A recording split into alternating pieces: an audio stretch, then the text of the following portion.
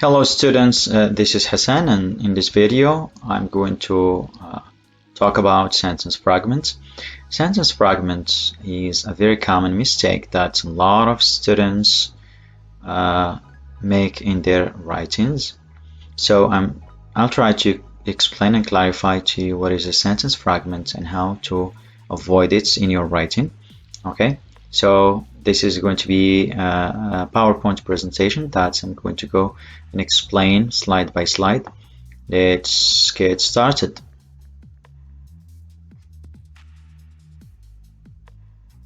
Okay, I'll try to be brief and short. Okay, so sentence fragments are incomplete sentences.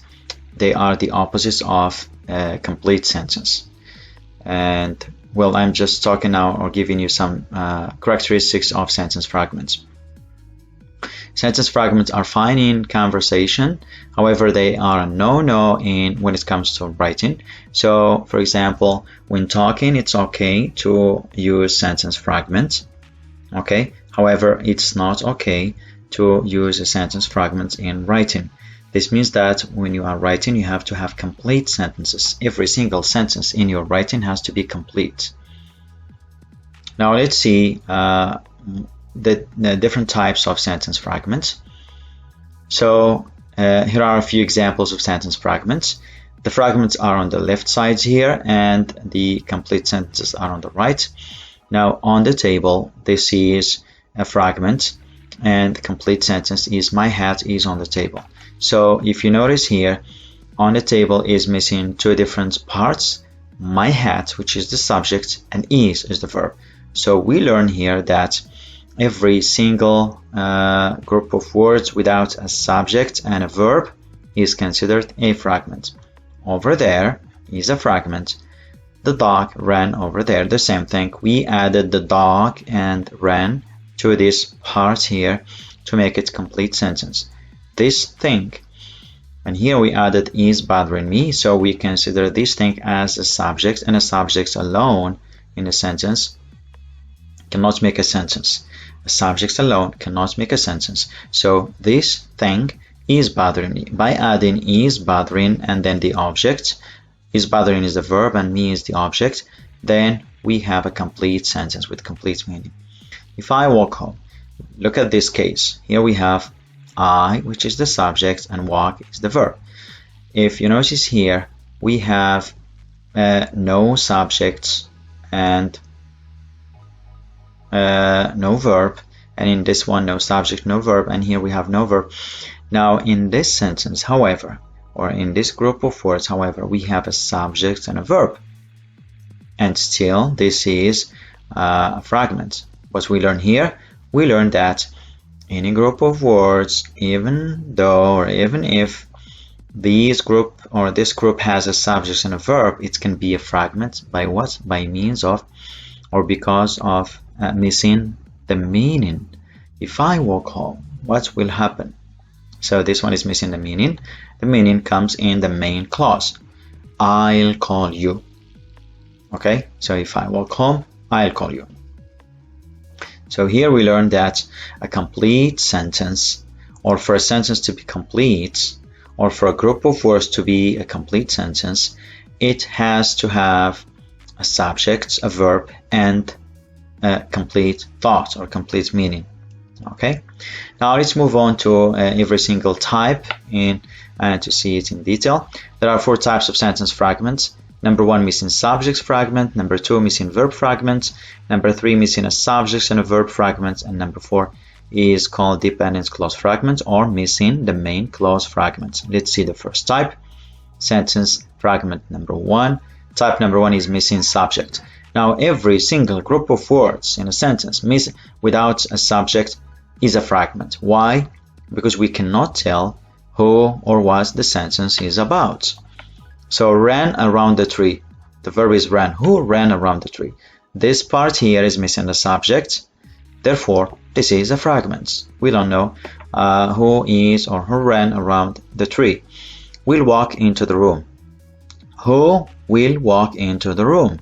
Okay, we don't know who. We don't know the subject. Therefore, it's a fragment. Shot through the sky. What shot through the sky? the subject is missing. So in this 3, the subject is missing. Therefore, these 3 group of words are fragments. Now, to make these 3 complete sentences, we have to add the subject, as in these 3 sentences. The dog ran around the tree. In this case, we have dog, which is the subject. Ran is the verb. And together with these words make complete thoughts. The president is the subject we added. Will walk is the verb. And together with into the room, all make complete thoughts. A rocket is the subject we added. Shots is the verb. Okay. Through the sky, together with all these words, they make complete thoughts. So remember, a sentence without, or a group of words without a subject is a fragment. Let's move on to number 2, type number 2, missing verb fragment. Any group of words without a verb is a fragment because we don't know the action. What happened? What did the subject, what the subject did, or what the subject is. My little sister, this is the subject. She did what? She is what? So we don't know. So the meaning is missing. My cute little dog is the subject. We don't know what did the dog do, or what is the dog. So to make this group of words, or these group of words subjects, complete sentences, we have to add the verb, like this.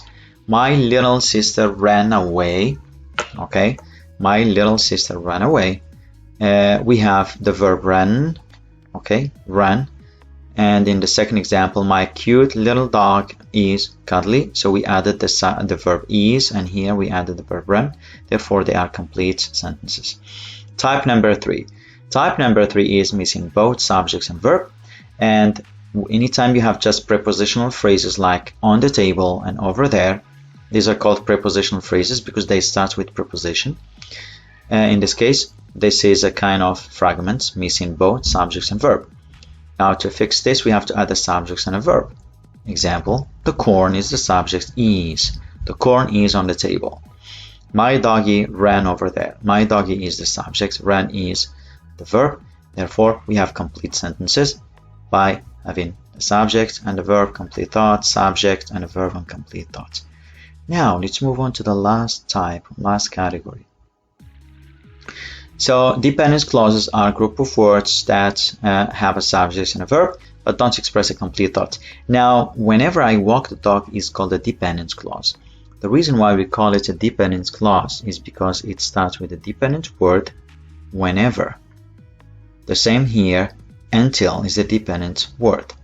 Any group of words or any clause that starts with a dependent word is called dependence clause. A dependence clause by itself is a fragment.